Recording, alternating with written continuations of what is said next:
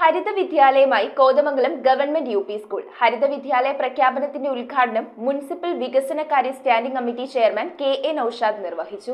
Headmistress സി.എം. ഉഷയുടെ അധ്യക്ഷതയിലാണ് Kothamangalam government U P സ്കൂളിൽ ഹരിത വിദ്യാലയ പ്രഖ്യാപനം നടത്തിയത്. മുനിസിപ്പൽ വികസനകാര്യ standing committee chairman K A. Naushad ഹരിത വിദ്യാലയ പ്രഖ്യാപനം ഉദ്ഘാടനം ചെയ്തു. എല്ലാവരെയും കൂട്ടിയോജിപ്പിച്ചുകൊണ്ട് ഈ നാടിനെ സംരക്ഷിക്കുന്നതിന് വേണ്ടിയിട്ടുള്ള പ്രവർത്തനം അത്തരത്തിൽ ഏറ്റെടുത്ത് മുന്നോട്ട് കൊണ്ടുപോകണം എന്നുള്ളത് തന്നെയാണ്. നമുക്കറിയാം, മാലിന്യം എന്ന് പറഞ്ഞാൽ പലതരത്തിലുണ്ട്. ഇപ്പൊ ഇവിടെ ടീച്ചർ സൂചിപ്പിച്ച പോലെ ജൈവ അജൈവ ഇലക്ട്രോണിക് മാലിന്യങ്ങളുണ്ട്.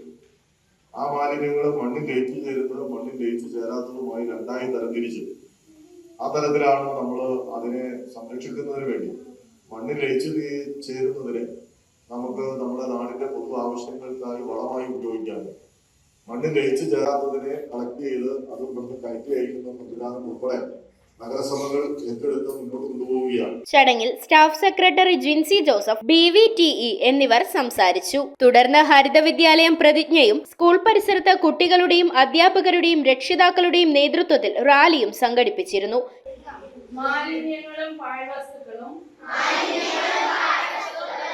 അലക്ഷ്യമായി വലിച്ചെറിഞ്ഞ് നാടും നഗരവും ജലാശയങ്ങളും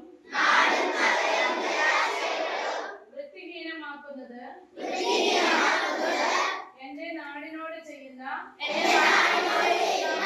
കുറ്റകൃത്യമാണെന്ന്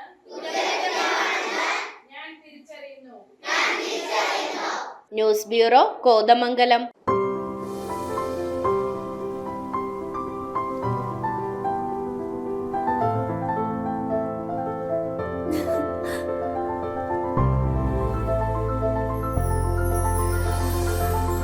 കളങ്കമില്ലാത്ത സൗഹൃദം പോലെ കലർപ്പില്ലാത്ത വിശ്വാസം.